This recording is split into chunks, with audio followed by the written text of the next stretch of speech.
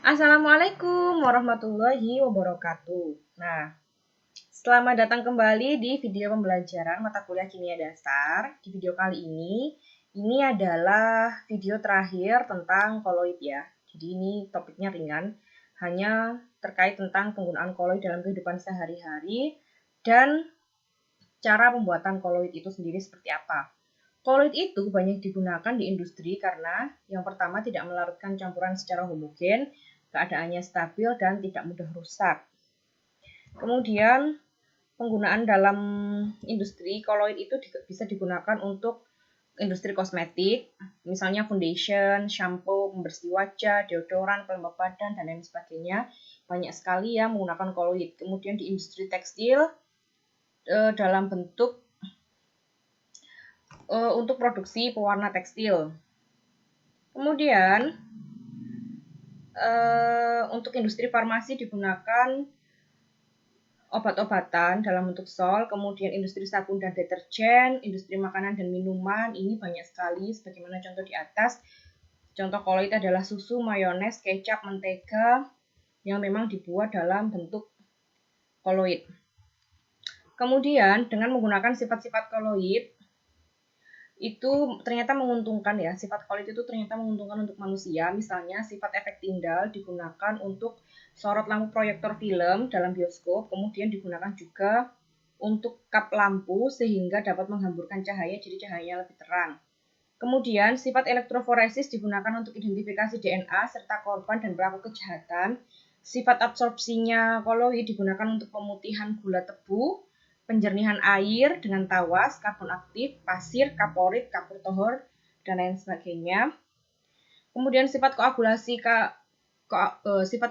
koloid digunakan untuk penggumpalan karet, menggunakan asam format, kemudian penjernihan air, terus kemudian pembuangan asap pabrik. Nah, koloid juga digunakan sebagai pelindung yang disebut dengan koloid pelindung. Koloid pelindung ini menstabilkan koloid yang dilindunginya dengan membungkus partikel terdispersi agar tidak mengalami agregasi atau penggumpalan. Koloid yang dapat menjadi koloid pelindung itu zat-zat pengemulsi misalnya sabun, kemudian koloid hidrofil misalnya protein, kasein, gelatin, kanji, dan agar-agar. Kemudian untuk penerapan koloid pelindung ini yang pertama, air susu dilindungi oleh kasein yang mencegah penggumpalan lemak. Kemudian mentega dilindungi oleh lecitin yang mencegah penggumpalan lemak, dan es krim dilindungi oleh gelatin yang mencegah pembentukan kristal gula atau es batu. Dan yang terakhir, tinta dan cat dilindungi oleh minyak silikon yang membuat tinta dan cat bertahan lama. Kemudian polusi koloid. Selain bermanfaat, ternyata koloid ini juga menimbulkan kerugian, yaitu menimbulkan masalah lingkungan berupa polusi udara dan polusi air. Polusi udara yang disebabkan oleh koloid ini misalnya debu, yang berupa aerosol padat ya, yang menurunkan kualitas udara, mengganggu kesehatan paru-paru, dan menyebabkan kebakaran hutan. Selain itu, ada juga asap dan kabut, kemudian smog atau asbut, yaitu gabungan asap dan kabut yang menyebabkan tertahannya pergerakan naik asap.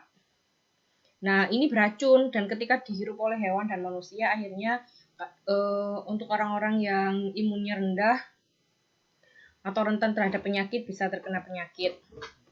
Terus kemudian polusi air yang disebabkan oleh koloid ialah pengendapan ion-ion mineral dalam air, kemudian penyebaran mikroorganisme. Terus selanjutnya adalah sisa makanan atau hewan yang mati. Ternyata dalam air itu berkumpul membentuk koloid yang tidak dapat larut dalam air, sehingga meningkatkan penggunaan oksigen dalam air oleh organisme air untuk mengurai koloid yang menyebabkan DO atau oksigen terlarut dalam air itu menjadi rendah. Nah, selanjutnya kita akan membahas tentang pembuatan koloid. Koloid itu dapat dibuat dari sistem larutan atau dari sistem suspensi. Cara pembuatan koloid itu dibagi menjadi cara kondensasi dan cara dispersi. Kalau cara kondensasi dilakukan dengan agregasi partikel larutan menjadi koloid. Misalnya reaksi redoks, reaksi hidrolisis, reaksi dekomposisi rangkap, pergantian pelarut. Nah, silakan diamati, ini adalah reaksi kimia dari pembuatan koloid melalui reaksi redoks. Kemudian untuk reaksi hidrolisis berarti direaksikan dengan air ya. Untuk reaksi dekomposisi rangkap, ini koloidnya direaksikan dengan larutan asam sulfida atau H2S. Kemudian pergantian pelarut ini misalnya pembuatan gel kalsium asetat semi padat dari larutan jenuh CH3COO2Ca yang dicampur dengan pelarut alkohol yang menggantikan pelarut air. Untuk yang selanjutnya adalah cara dispersi, yaitu pemecahan partikel kasar menjadi koloid. Ini yang paling gampang adalah dilakukan dengan cara mekanik. Cara mekanik ini dilakukan dengan pengurusan butir-butir kasar dengan alat penggerus lalu diaduk dengan medium pendispersi atau zat pelarut. Misalnya sol belerang dibuat dengan mengurus serbuk belerang bersama dengan gula pasir, nanti hasilnya kemudian dicampur dengan air. Ada lagi yang disebut dengan cara peptisasi, ini dilakukan dengan bantuan zat pemecah atau pemeptisasi. Contoh peptisasi itu agar-agar dipeptisasi air, kemudian karet dipeptisasi bensin, dan lain sebagainya. Ini ada banyak contoh, silakan dilihat dan diamati sendiri. Kemudian yang ketiga adalah cara Bussard-Breydig. Kalau ini digunakan untuk membuat sol logam dan merupakan campuran dari cara kondensensi dan dispersi. Jadi ini lebih menguntungkan dan lebih cepat. Biasanya yang menggunakan Bussard-Breydig ini adalah logam, kemudian logam itu dijadikan koloid, kemudian dijadikan elektroda sehingga bisa dialiri oleh listrik. Nah, pembuatan koloid ini kadang terganggu oleh ion-ion yang mengganggu kestabilan koloid. Jadi koloid itu kan dia punya muatan. Nah, ketika ada ion-ion yang mengganggu, maka kemungkinan untuk gagal atau terganggu atau koloid yang dihasilkan tidak sesuai dengan harapan menjadi lebih besar. Terus kemudian ada proses dialisis. Ini proses untuk menghilangkan ion-ion pengganggu kestabilan koloid. Nah, kalau proses dialisis itu ada 3 tahapan ya. Yang pertama, sistem koloid dimasukkan ke dalam kantong koloid yang bersifat semi permeabel, jadi hanya zat-zat tertentu yang bisa masuk. Kemudian kantong koloid ini diberi atau dimasukkan ke dalam air yang mengalir. Kemudian air yang mengalir ini membawa ion-ion pengganggu dan molekul sederhana, namun tidak membawa partikel-partikel koloid. Hal ini karena membran yang digunakan atau kantong yang digunakan untuk proses dialisis adalah membran semi permeabel. Dialisis ini yang paling sering kita temui itu pada proses filtrasi darah oleh ginjal. Ini dilakukan secara alami oleh tubuh kita. Namun, apabila seseorang itu menderita penyakit gagal ginjal sehingga ginjalnya tidak bisa berfungsi dengan baik, di rumah sakit sudah ada proses yang namanya dialisis atau cuci darah. Ini digunakan untuk menggantikan proses penghilangan ion-ion yang tidak berguna atau ion-ion yang mengganggu dalam, maaf ada suara motor.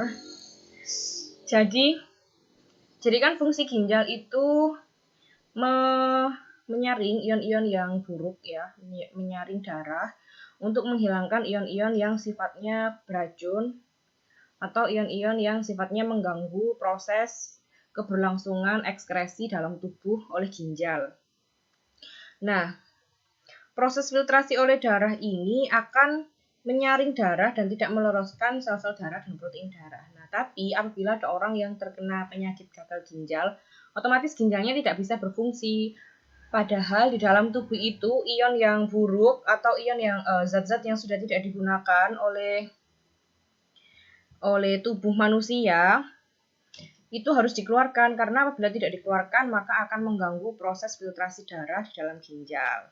Nah, karena ginjalnya sudah tidak bisa berfungsi, maka penderita gagal ginjal itu harus melakukan proses cuci darah dengan menggunakan mesin dialisis. Nah, mesin dialisis ini memanfaatkan